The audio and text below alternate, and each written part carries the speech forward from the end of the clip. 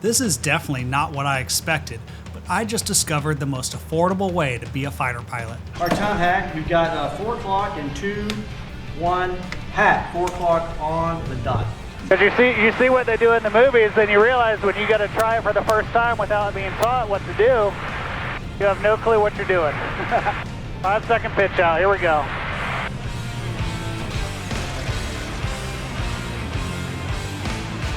Welcome to Hoover's Hangar. I'm Hoover, and even though I flew fighter jets in the Air Force, I haven't flown tactical formation in over 5 years, and I didn't think I'd ever get a chance to do it again, but I just discovered the CJ6 Nanchang, and this aircraft changes everything. So sit back and get ready to be a fighter pilot and join me on this mission.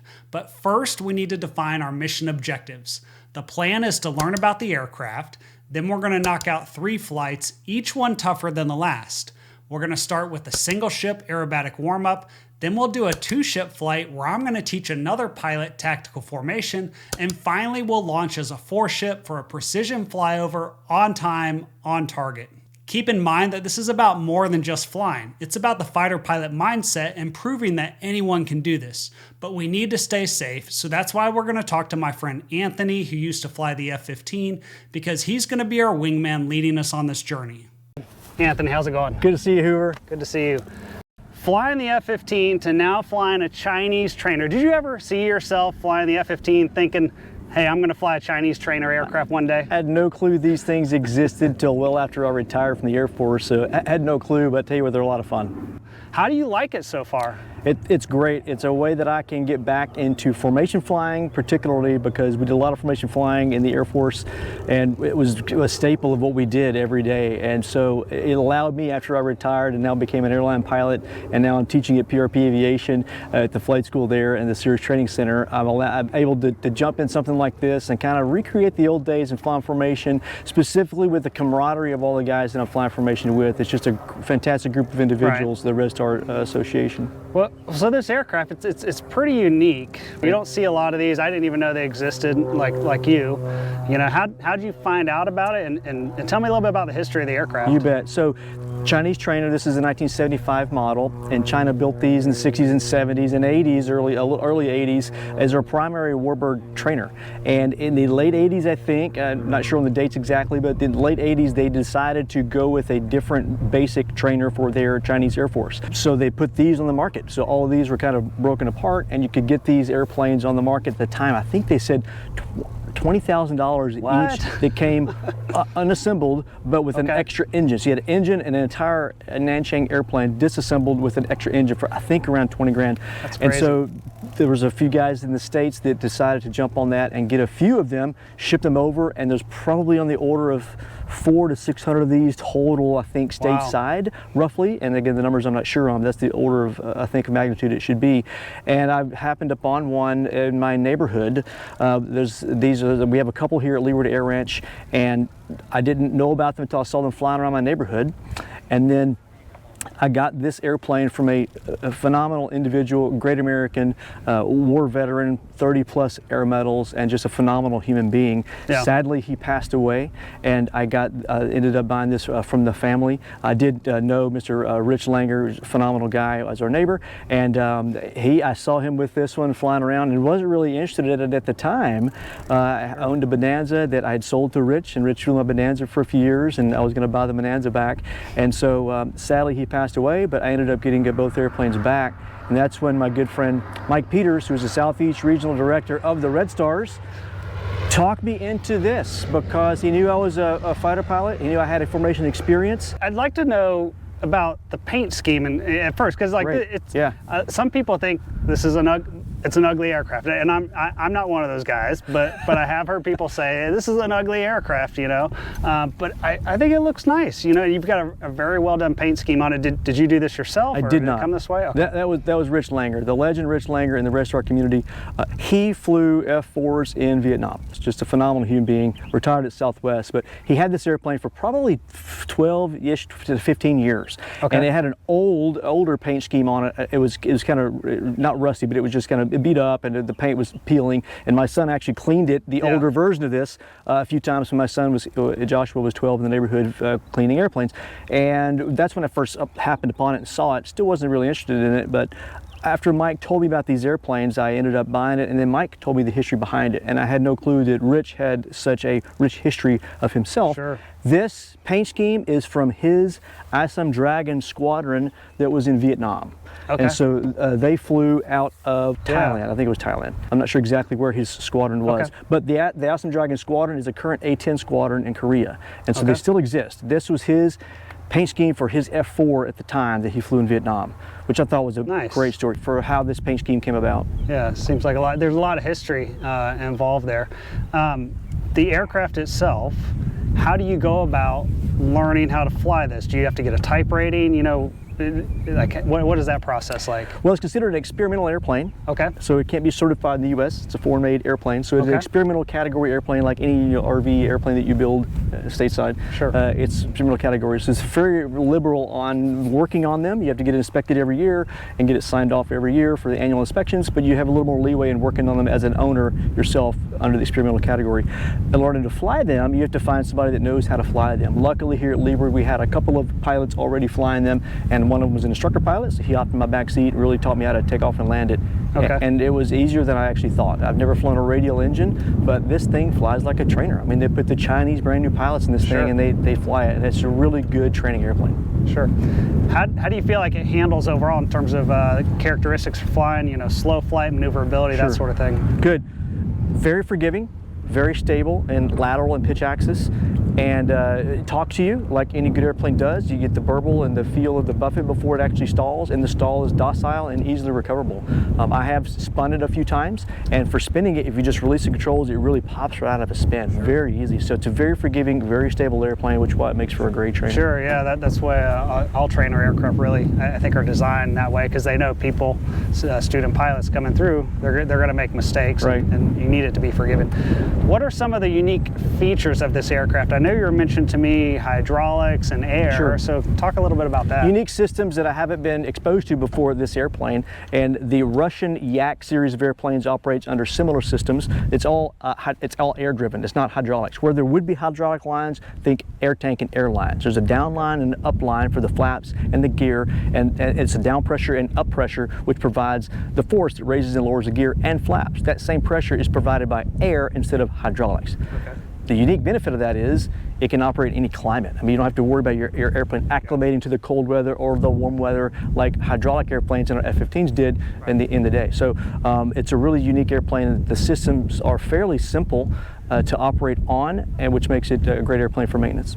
Well, and speaking of maintenance, how is the maintenance of this aircraft? You know, you mentioned it's experimental category, so there's some differences there, but talk me through a little bit of that. You bet. A unique airplane, most A&Ps won't know what it is, but they can still work on it and they can figure it out. It's one of those systems where the engine's an engine, it's a radial engine, pistons are pistons, so they can kind of figure it out.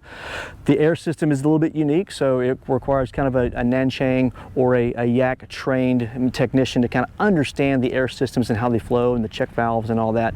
But we have in Florida several great IAs and A&Ps that work on these that have really figured the systems out.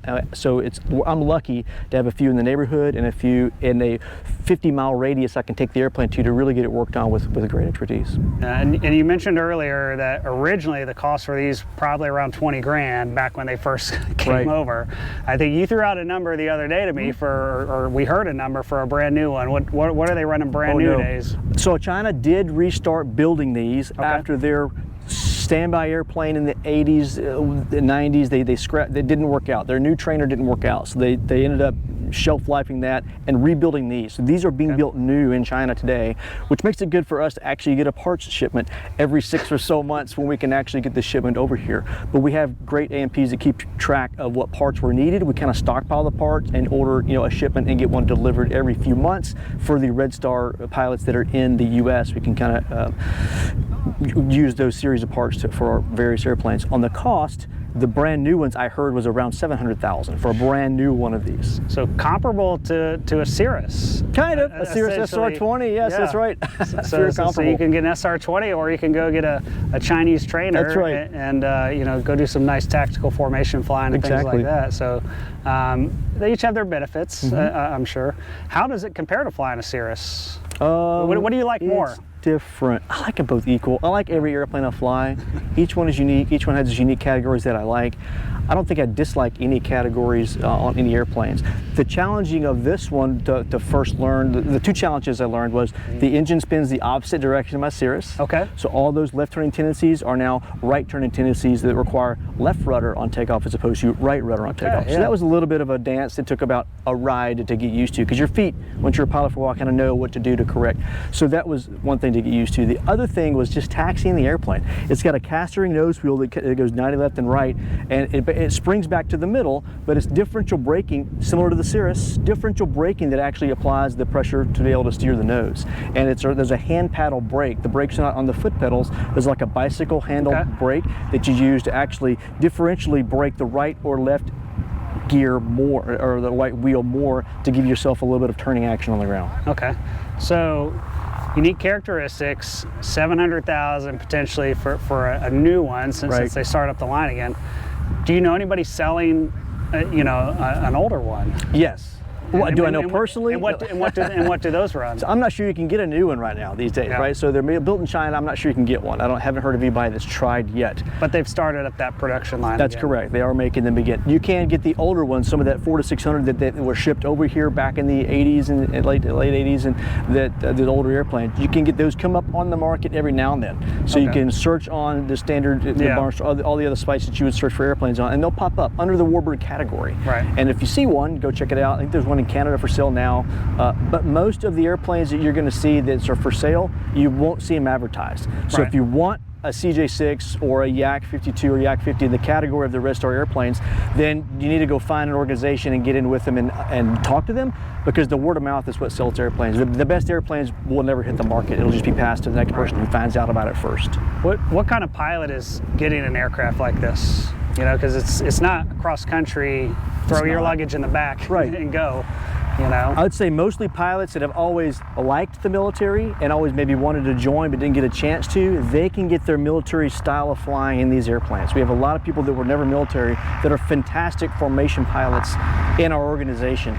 You also have guys like myself and you, where we're retired Air Force, we discover these things exist, and we see that it's a unique way for us to go and relive some experiences that we used to live in the Air Force, and then also pass those along to that generation of pilots with that expertise so we can share with them on how to really enjoy safely the formation flying. Aerobatic capable? Yes.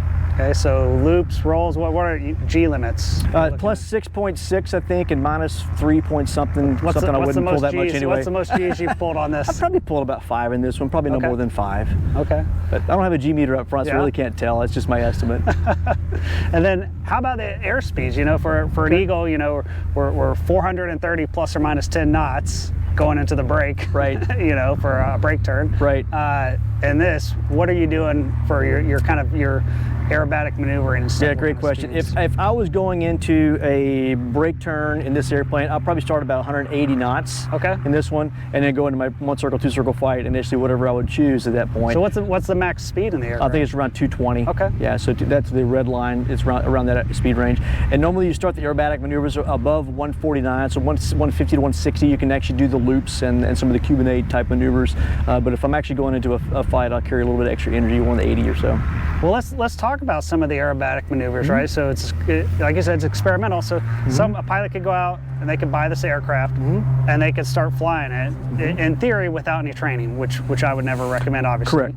Right. But let's say you get trained up by somebody. Does that training include, or could you include any of the aerobatics? People that don't know how to do aileron rolls, loops, some of the stuff, because maybe they didn't fly in the military. Sure, and I would recommend that if they do get this airplane, go get some upset recovery training. Go take the airplane up well above 5,000 feet, spin it, understand the characteristics of those spin type features, how it actually recovers from the spin, and then also maybe inverted spin if you can get it to go inverted. I haven't done that yet, but those I'll get a trained aerobatic pilot to do that with.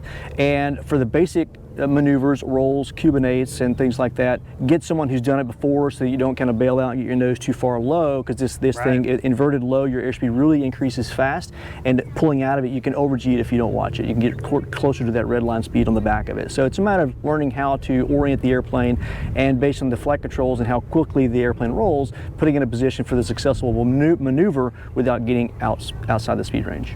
Are there any other safety considerations for pilots that are looking to get into one of these aircraft?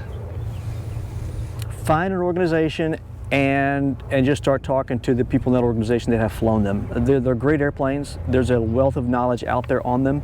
On the redstar.org website, I think there's actually documents you can download on how to fly these safely. Okay. But the biggest thing is to find the organization that's going to give you that training in a very safe manner. And the Red Star Pilot Association has a very good training program that I would not be flying formation had that not been a very rigorous training program. Probably more rides than I needed to be checked out in this formation, but I respected it because I now know that everybody goes through the same rigor that I did, and I'm happy that if you have that red card and you're a formation wingman or formation flight lead with that red card, which is the formation card, then you've earned it. So it's kind of like a baseline standard, just like we had in the military, where if you go from one F-15 squadron to another, you already know that you can go out and fly formation and execute tactics with another pilot, and they're already going to know what to do. Absolutely. There's a formation standards manual that's on the website as well, and you can download that to understand and read what the standards are. And we fly with people from all over the eastern U.S. We haven't flown with the West Coast team yet. West Coast has a fantastic organization out there to do a lot of flybys and flyovers.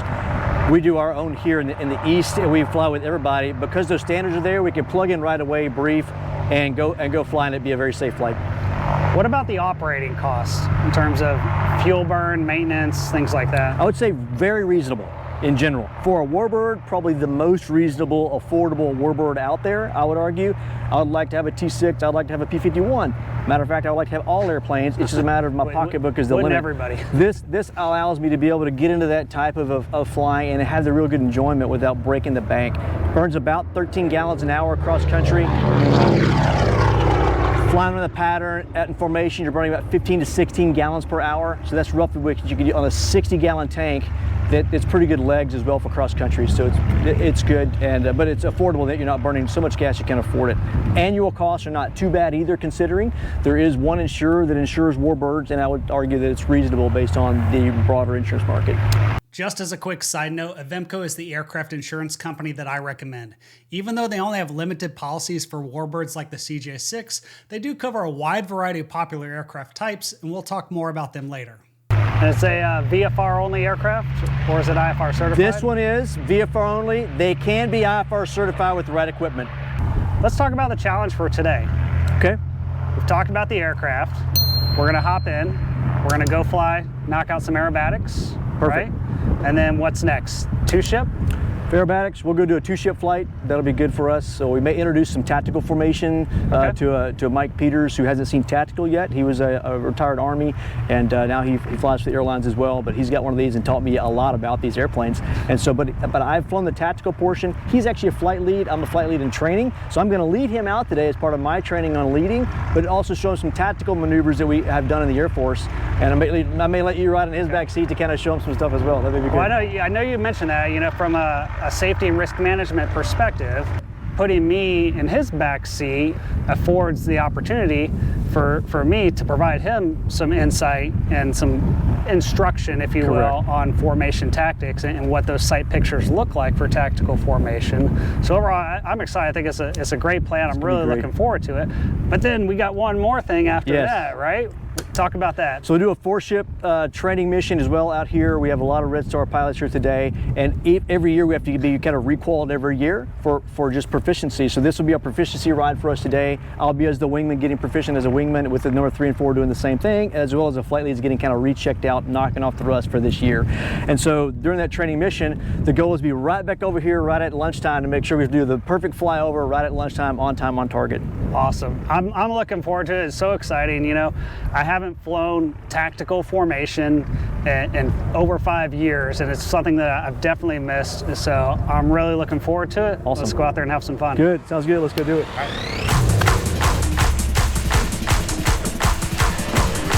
Clear pro up.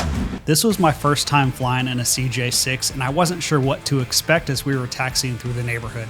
I hadn't flown upside down in an aircraft in over 5 years, and that was on my last flight in the F-15E Strike Eagle as I was retiring from the Air Force.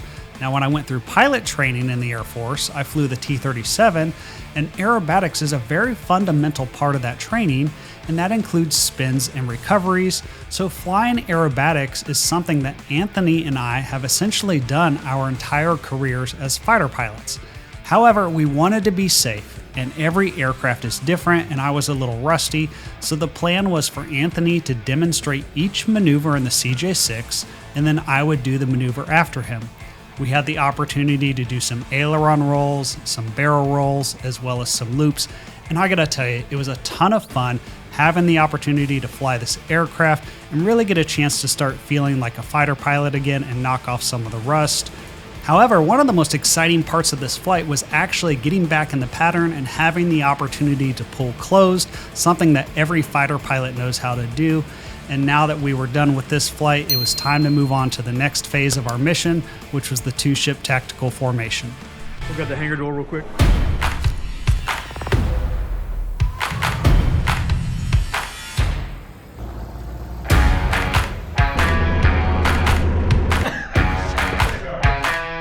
By the way, before we launch as a 2-ship, Anthony needed to brief the mission. And this is something that every fighter pilot does before they fly, and it's a critical component to our success.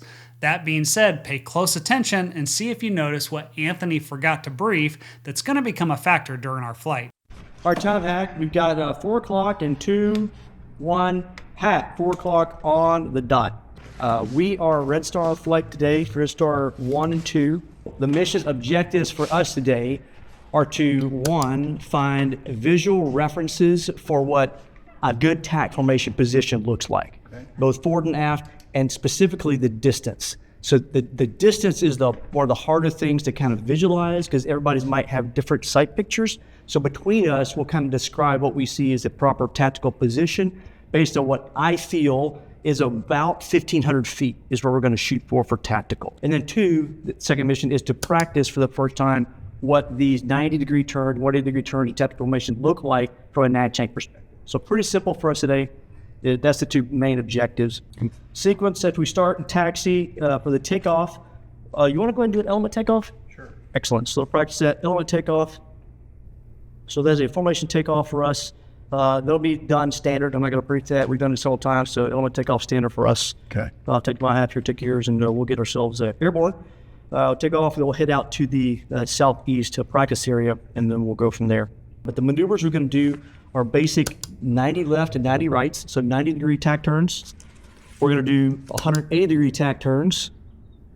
We're going to do in place 90 left and 90 right, and we're going to work in some 45-degree tack turns. That's all we're going to do today.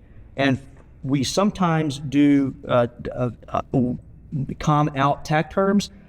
Today, I'm just going to call them on the radio. That's the maneuvers, and then I will get a setup for the rejoin. We'll do a couple standard rejoins just for practice. Since you haven't done one from the number 2 position in a while, I get you a couple rejoins. You had it. That's all good, right? They're fun, right? If not, I'll do it. Yeah. Okay. No, I want to get some number 4 tomorrow. Oh, good. Are you? Yeah, well, I think that's it. Good. Let everybody else get a chance to lead. All right, let's talk about the tack turns a bit. So we think 1,500 is what we're going to start with. Okay. It could go out to 3,000, but we think 1,500 based on our turn radiuses is going to be kind of what we want to be able to maintain. So we'll see what 1,500 feet looks like. To get there, basically there's a couple ways we can get you out to tactical. I can do it verbally by saying Red Star, go tactical, and I'll see you pitch out there and go tactical. The second way is if we're in route position, I'm going to give you a porpoise signal. If you are in fingertip, like we normally are here, standard references there, and I want to say go tactical, I'll do it over the radio. I'll say go tactical, and you can actually a little bit of check away there, a little bit of wing flash. I think is okay there to go and get yourself away. Obviously, you want to check right, make sure there's no birds or anything. You should be good. Check right and start making your spacing out there. You want to be on the 3-9 line. So on the 3-9 line, no more than about 10 degrees aft for tactical positioning. All right, that's what you really kind of want. Anything more than 10 degrees aft, now I can't really check your 6 when the MiG rolls in on you, right? So the reference for that is you're definitely probably going to see the wingtip. Let me go from your perspective here. Since you're there, the wingtip I think is going to be definitely So on the line, look, looks like, so wingtip right here is going to be aft, probably along line of the canopy. So line up where the wingtip is on my nugget, that should be about the 3.9 line, and just maintain that position. I'll call it out, and I'll say, hey, I think a little aft, a little forward. You can do the same with me and see what the reference point is. We are now building the pictures of what we think right looks like, because we don't know yet. So that's the goal, is for us to figure out what right looks like. Then we're going to start into the series of just basic tack turns. And the basic tack turn is going to be a 90 left and 90 right. All right. I'm going to go in place. I'm going to go red star 90 right. I'm going to start my turn, 45 degrees bank. You're going to wait until about the time my nose points at you. I've completed about 45 degrees of my turn. That's the time you can begin your contract turn. You're going to lose sight of me for a second. That's okay. I'll continue my turn. You'll be able to finish yours, and you'll be able to see me on the back side, on the right side now, to be able to roll out 90 degrees, hopefully 1,500 feet away, same position. The next basic one we're going to do is a 180 left or 180 right, all right? Otherwise known as the hook left or hook right. I'll probably say hook on the radio, but it's an in-place 180 left or right. The key to this one is both of us just maintain the contract. We should roll out exactly opposite direction, but same exact position. So red star, hook left. It's going to be both of us turn left, 45 degrees bank. I'm going to basically, you should probably feel a little bit of burble if you go through my jet wash a little bit, which is okay. We'll continue to turn on around the opposite side, and now we're exactly 1,500 feet apart on this side, ready to go again. I normally would not interrupt a brief because it's huge. I'm so sorry. Go ahead. I'm talking too fast. No, but I'll just say, like, on a hook turn, that 90-degree point when you're pointing at him is a great reference to check, like, you know, am I going to match him for the rest of the turn? Okay. Because you'll be able to notice, like, I'm dragging, and so now you can dip the nose down and cut inside the turn to kind of pick up some energy. Cheat a little bit. Yeah. Okay. Yeah. So I always at that 90-degree point use that as a good reference to check that. So if you see this happening, maybe dig down a little bit. Yeah, use some energy. Ease off on the back stick. Yeah. Okay. Perfect. Yeah. Good point. And then the last we're going to do is a 45-degree turn. So these are a little bit different in that we're turning the formation. I'll just do it with the sticks first. We're turning the formation. I'm going to roll 45 degrees, and then you can either wait and roll 45 degrees, or you can kind of pull into to make it 45 degrees. We're getting the formation from here to 45 degrees off here. Not 90, but 45 off. Okay. The way we do that is this. I'll say, verbalizing, red star is 45 left. In this case, I will start my turn into you, and as soon as I get pointed at you, about 45 degrees in my turn, then I'm going to roll out. That's your cue. That's the 45-degree turn. You have two options. You can now just continue straight ahead and wait until you're able to actually check 45 degrees yourself and get in formation, 1,500 feet away in tactical. Or what I like to do is expedite that a little bit. So when I roll out wings level here, you know it's a 45 degree. If you just check turn into me a little bit, kind of expedite that, and then kind of reverse your turn, that expedites us being both going the same direction, intact position at that 45 degree angle.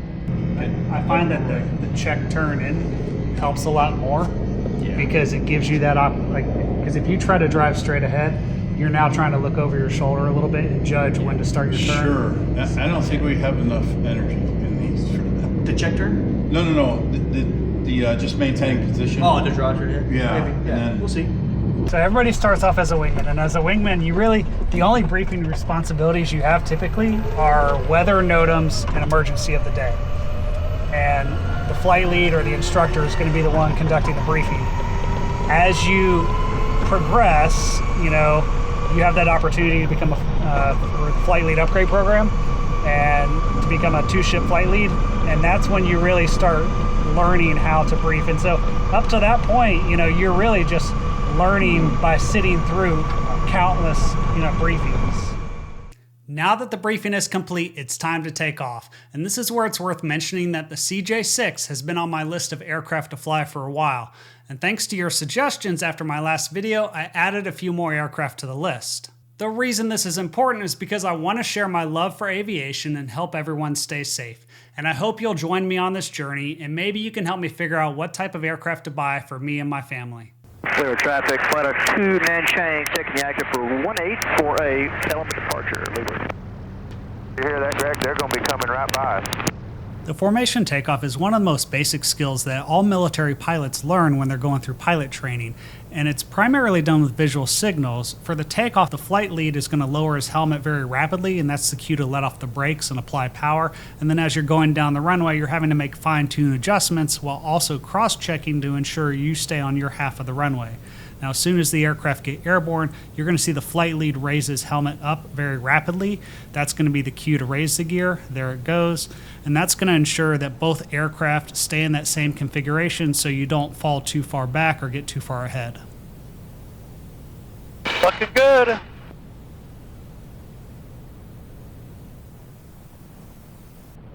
Air traffic, flight new 2 Chang, departing the pattern to the southeast. Grassroots traffic along final runway 36 grassroots.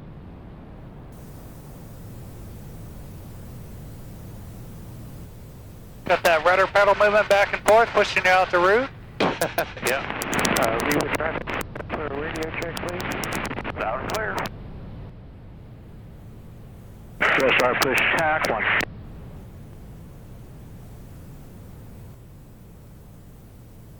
SR flight check. SR 2. SR op check. SR 1 engine instruments in the green at 3 hours fuel on board. SR 2, engine instruments are in the green and 3 hours fuel.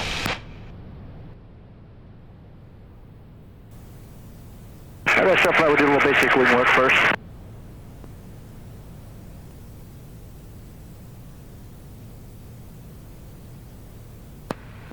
Got the sign for the cross under. Yes, sir. A cross-under is when the flight lead directs the wingman to move from one side of the formation to the other, and it's just a way to manage the formation or get the wingman set up for the next sequence of maneuvers. After we did the cross-under, we ended up spending about 10 minutes doing some basic wing work in order to get warmed up for the tactical formation part of the mission. All right, ready to start some tactical? Sounds good.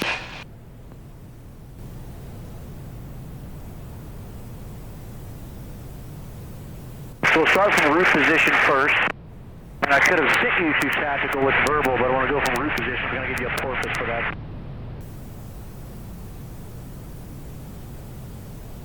We didn't talk about a acknowledgement. Nope, no acknowledgement. Roger.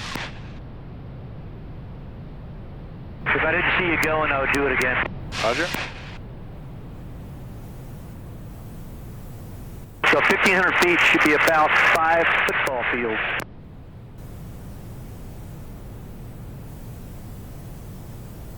That's probably more about right.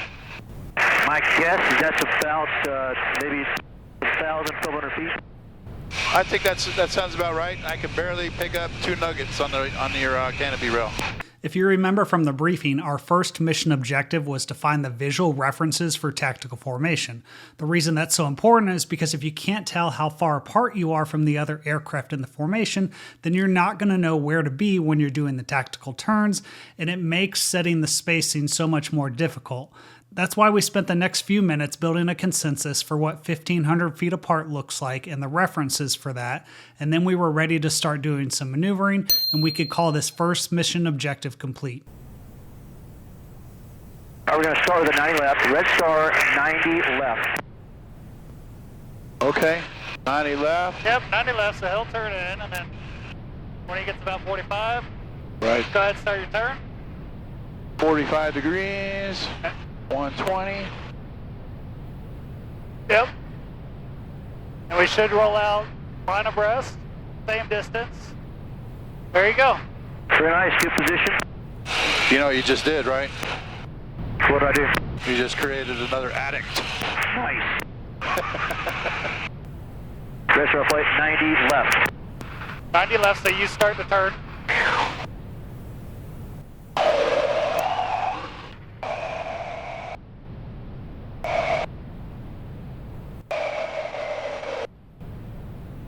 Yep, just hold the contract till you get that 90 degrees.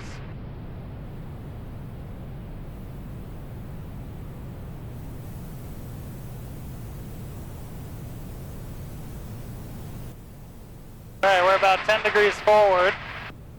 So I would like check away a little bit and then check back in to kind of fix that spacing. Sure. rather than trying to fix it with power.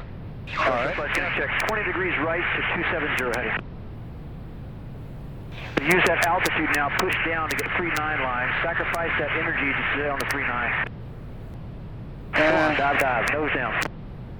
Oh, I There you go. got all kinds of power available. He doesn't know that. It's okay to nose down to get that energy back to maintain my 3-9 line. That's actually more, it's really important, the 3-9 line is. Yeah, you never really want to try to fix spacing with pulling power. Okay. Just energy. Yeah, you know, I'd rather have excess energy. Okay, go to stabilize the position. I'll give you another 10 seconds. Looks good. Okay. Yeah, like if you're This is just a hair on the tight side. Yeah, if you're excessively forward of the line, you don't want to pull power to fix it, you know. So Sure. like you were saying, 90 left.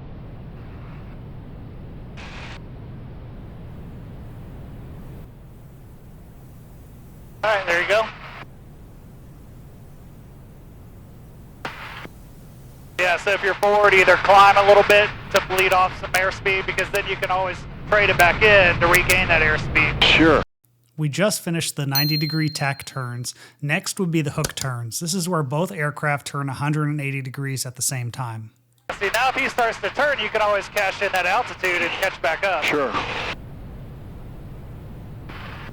Red Star, hook left. Hook left.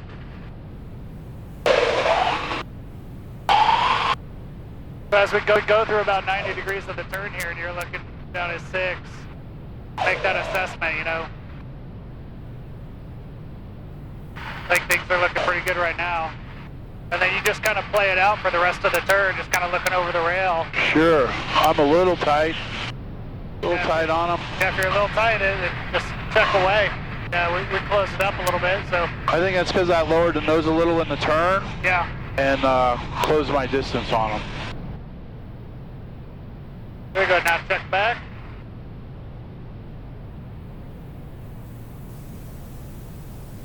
So one of the things I do in tactical formation, if you make a cut in or out, Yep. just make it small, 5 to 10 degrees, and then give it time to work. Okay. Because otherwise you're going to see how we're closing that way too fast and Yeah, check we back won't. out again. Yeah, we went too far. Yeah, so you kind of end up chasing it back and forth with a large cut. Okay. Smaller corrections. Yeah. You got to give it a little time to work, because you don't see that line of sight happening until you get that distance closed in. Sure. And then you start to see it develop. You're like, oh crap, I got too big of a cut. Right. You know? So, Yes. Red Star, hook left. hook left.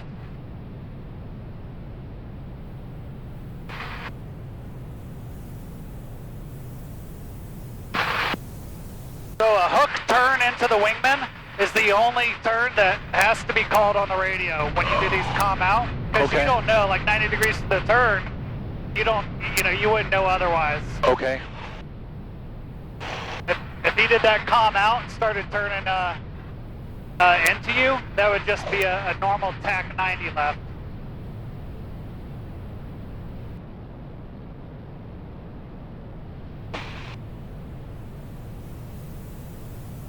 Yeah, we're about 10 degrees forward. So you can always, like, if you take an aggressive cutaway, and then immediately cut back, and that'll usually fix it right away. So you think we're a little bit close? We're a little bit closer, and we're about 10 degrees forward of the line. You mind if I take the controls? No, absolutely. Yeah. Hey, You have control. I got the controls. All right.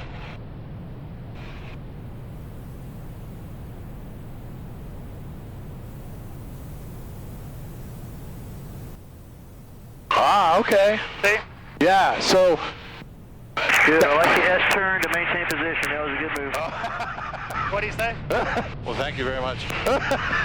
because I really like that. At 45 now.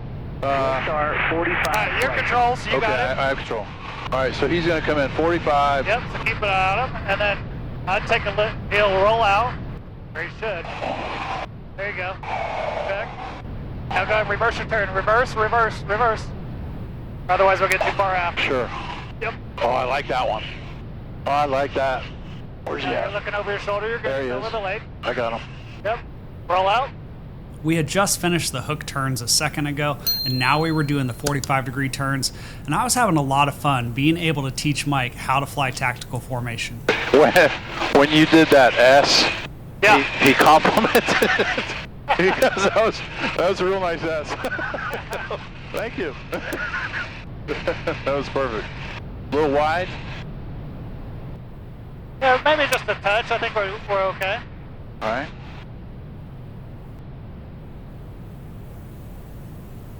Red Star 45 left. 45 left.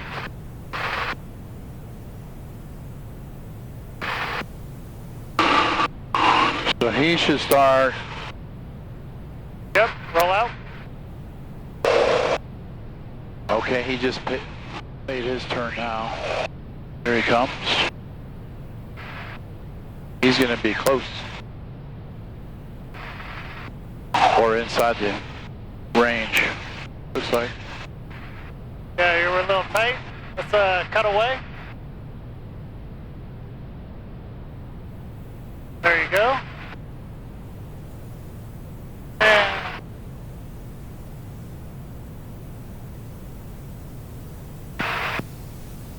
with the better cut back a little bit. Inside or out? Inside.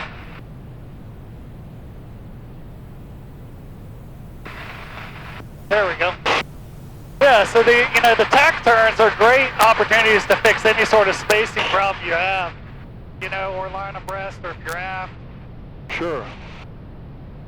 If you find yourself Red Star in place, 90 left for rejoin.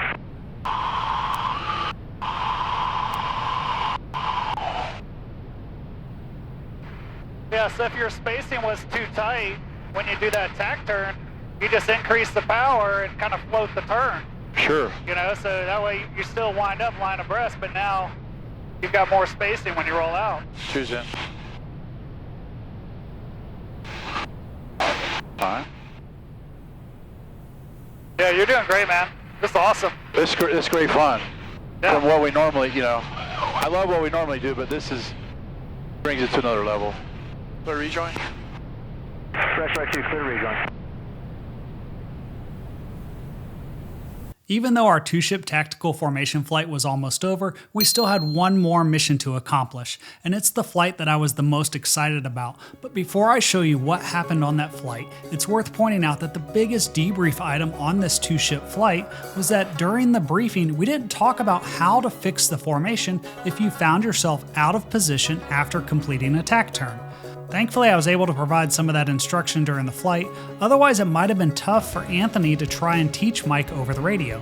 That being said, we were done for the day and got plenty of rest, and the next day when we taxied out, it was so awesome to see a bunch of P-51s lined up on the airfield, and here we were about to take off as a four-ship of Nanchangs, and our mission was to regain formation proficiency while trying to get the four-ship together in close formation to fly over the airfield on target, on time.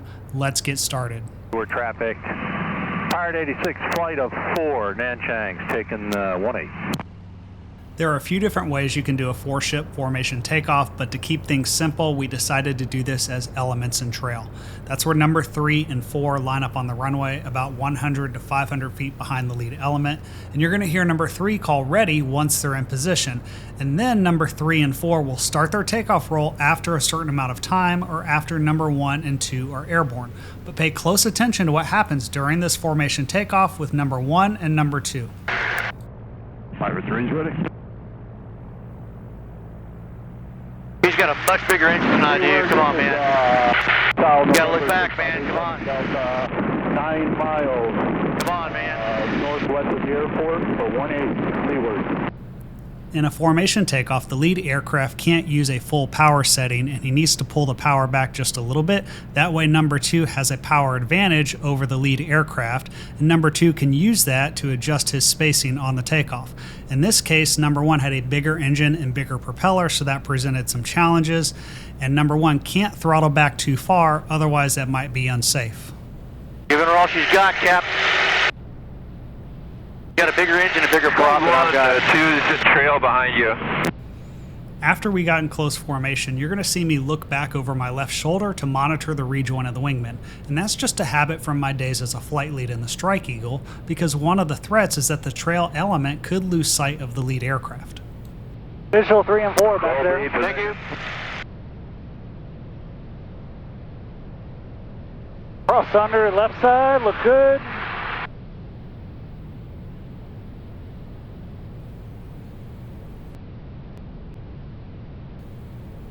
Still got 3 and 4. 3 and 4 looking good. Right.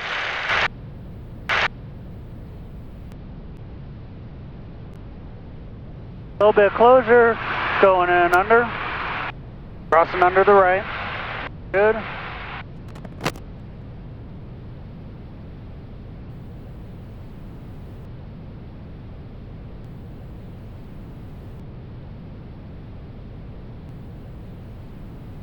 Alright, number 3 is on board. Here comes number 4.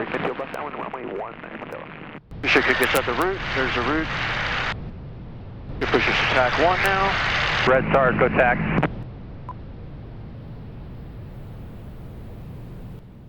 Fire check. Okay. Fire 4.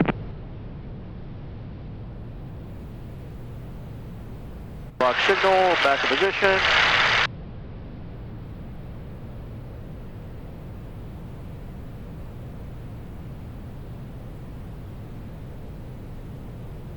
All right, did Mike talk to you about the proper position yet, Hoover? No. We'll talk about it after this cross under. Looking for 3 and 4 to move to the right. Yep, they're making space in here. Yep. Get straight into position here. If you catch up. Come on, catch up.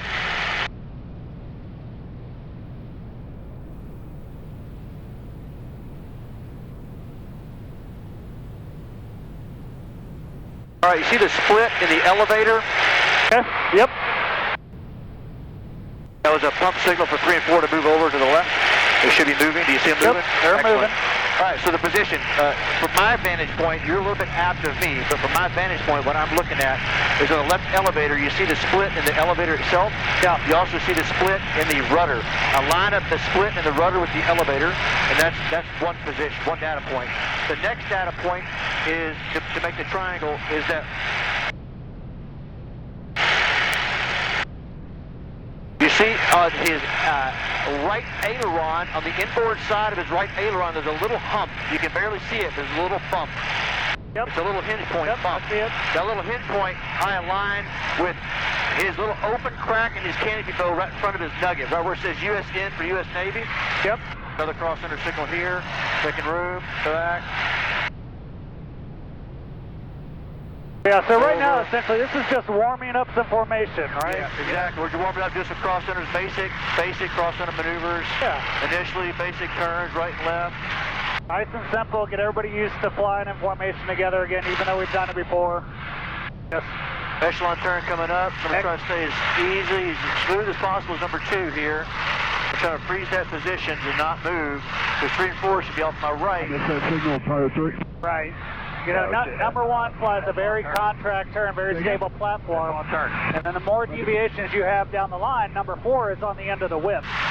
You know, so it's very important for number 2 and number 3, you know, stay in position, but also try to fly a stable platform as well. That's right.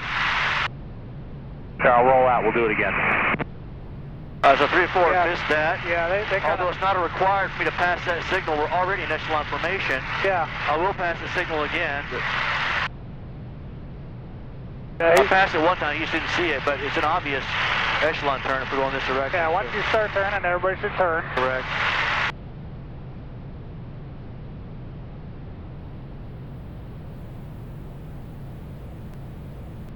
He's actually doing these maneuvers very rapidly, not like it's a training mission. We're all proficient.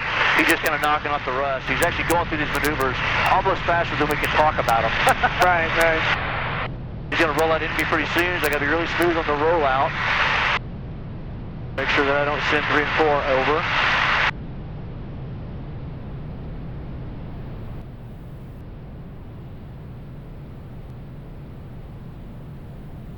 Crossing under. Now, and when you guys fly a 4-ship like this, you guys leave that front canopy cracked open? I do, yeah. That's how you get your airflow. Okay. Your airflow in the back coming from my front canopy right here.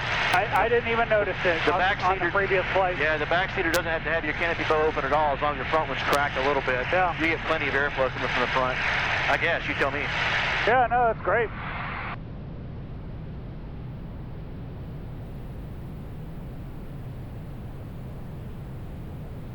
This is the perfect position right here. If you're looking to split the tail, the hump lined up.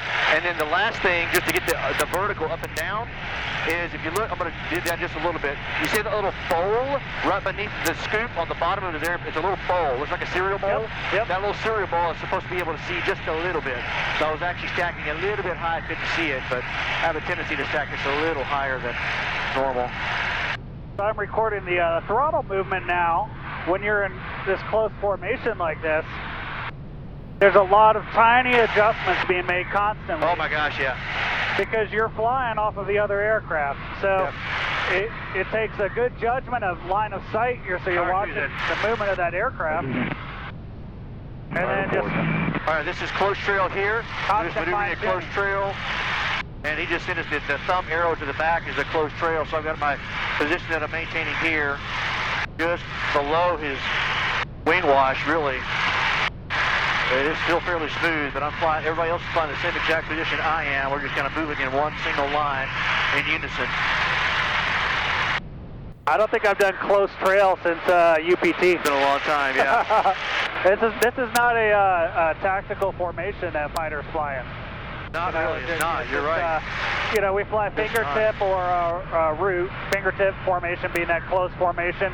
For getting through the weather, you know, for flying approaches as a formation, or bringing the aircraft up for the initial into the pattern. All right, please going to break to the right 90 degrees. Take preparation for extended trail. Call in. Target. There goes. 1, 2, 3. Making spacing now. I thought he would turn a little bit more than that, but... That route formation, you know, it's a couple ship widths to 500 feet. Car 2's in. Gives you a little bit more room, so you're not having to focus as much. So now you can have a little bit better cross-check of your instrument. For extended trail, here we go. There's an extended trail here, so I'm basically just using lead and lag pursuit. Yep. Not touching the motors. We get a little bit on this turn circle right here. Now start following down, and we're just basically going to stay right there with him, keeping this same distance. I got the little 30-degree cone I can work in to try to keep the distance as is. Everybody else behind us is doing the same thing. So I'm going to lag here just a little bit. You turn here. Flying in formation like this takes trust, precision, and a solid safety net. That's why I partner with Avemco. They've been protecting pilots and airplane owners since 1961. You got to use the angles, your altitude, and nose position to manage your energy state and stay where you need to be. Avemco is just as dedicated to aviation safety as I am, and even though they only have limited policies for the CJ6, Avemco covers a wide variety of GA aircraft, and I know I can count on them when it matters most. Going all over the top maneuver, a little lag here. Keep my distance about the same. They're the only direct aviation insurer in America with licenses in all 50 states, and you deal with real people, not middlemen. Looks like he's going left again, so I kind of preserve my angles here. Kind of hanging out in that gun wedge, kind of what we're doing. Kind of hanging out right in that little wedge. A little bit of lag here. Whether you're a student, recreational pilot, or veteran aviator, Avemco's got your six. Fire terminate. Fire terminate. Terminate. Fire 4 terminate. As we knock out this rejoin, if you need customized coverage, Avemco works with you to build a policy that fits your mission. Just scan one of the QR codes on the screen or give them a call if you want fast quotes, people you can trust, and no nonsense. And let me just say thanks again to Avemco for sponsoring this video and making content like this possible. And left. Rejoin right here. We're pretty much right inside the turn circle. So I'm going to go ahead and bid right on the line because I can. See the little triangle? Yep. Right there. That's the line. I'm going to drive right into that line or stay nice and high on that line so don't scare them and come right down into position. There you go. Looking good. Freeze it right in position. Lock it in right there. Locked in. Hold it. 3-4 should be crossing over underneath doing the same thing.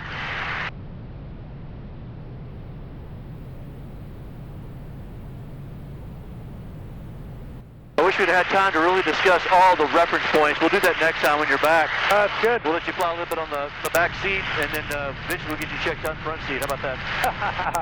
Let's do it. Yeah, timing's looking good so far for the mission today. Very good. Gonna make our target. So that's the thing, you know, like in a formation like this, the flight lead is responsible for that, right? Fire's rolling out. Wingman can kind of back them up, you know, keeping track of that stuff for awareness, because you got to know what's coming next. But ultimately, the flight lead is going to dictate all that. There's that cross under again. You should make some room for me. Yep.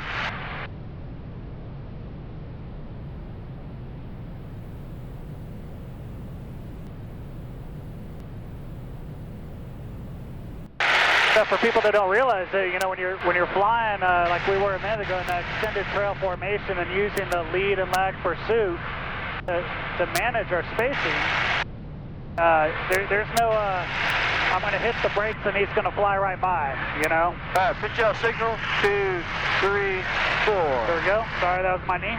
Oh, that's all right. Right behind him, we call in. This is a rejoin from a further distance, so I'm going to have to drive to his turn circle on this one.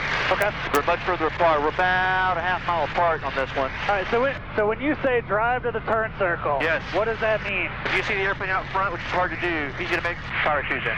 He's going to make a turn to the left or right, creating a circle. So I'm now driving towards the point where he began his turn, almost, which you're going to see a little bit of line of sight in a second. Line of sight, him moving across my right side there. Now I'm going to start my turn here.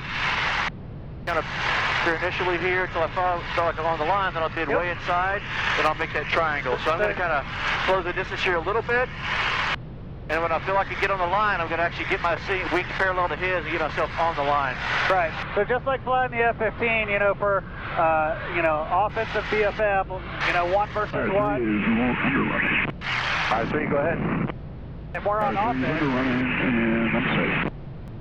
Yeah, you're driving to that turn circle entry. So you talked about line of sight. That's watching the aircraft movement relative across the canopy. You know, and so when you see that line of sight explosion is what we would, you know, refer to it on the Eagle. As soon as you see that line of sight explosion, that's your cue to start your turn. That's the turn circle entry point.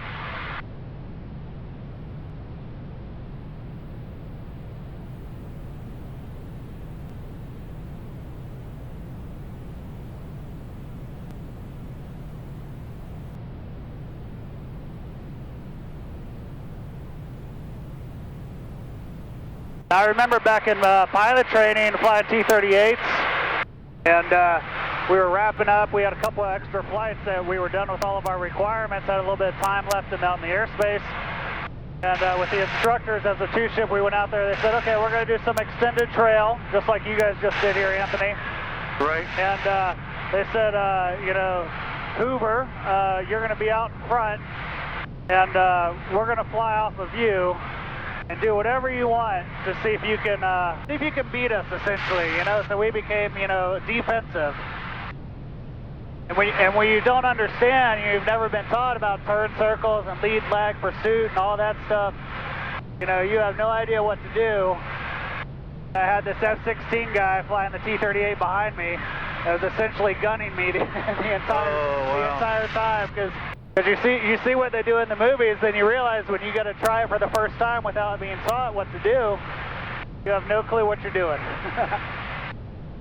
5-second pitch out. Here we go.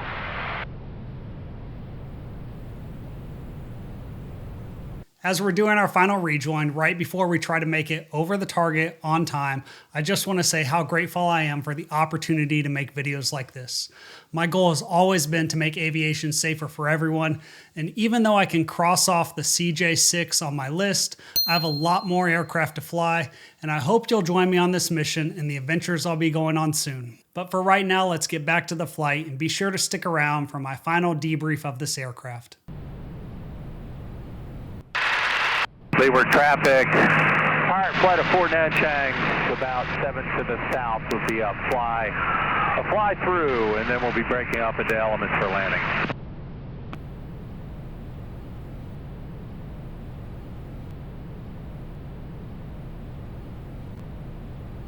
All right, 4 is going to the slot, I'm pretty sure. Yep, and leeward gold lead is the Tucson turning final runway 18 leeward. Hard check-in. Sergeant. By the way, this was awesome. I don't care what aircraft you're flying in. Anytime you get a chance to take a 4-ship in formation like this over the airfield, it's a great day. Yeah, the other thing, fingertip formation flying or close formation. Left base, Shady. Close formation flying is it wears you out after a while because it's a lot of work mentally and physically. And I think sometimes people don't know that. You know, if you've never done that before. Leeward Pirates at 3 miles for runway 18. Flyby. And it can also be there's some birds. It can also be extremely disorienting in the weather. You're flying not off your instruments, but off of looking outside. Very challenging.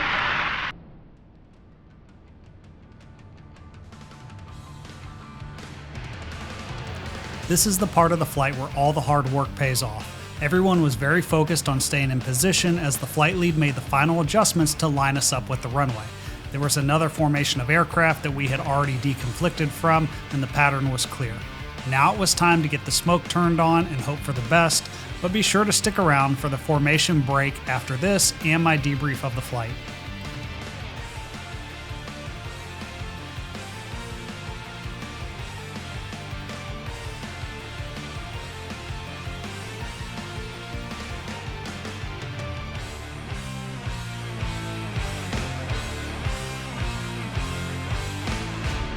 I think we can call that mission success. Over the target on time. That was a signal for 4 to go back over to the right. The wing rock. 3 and 4, clear dispatch.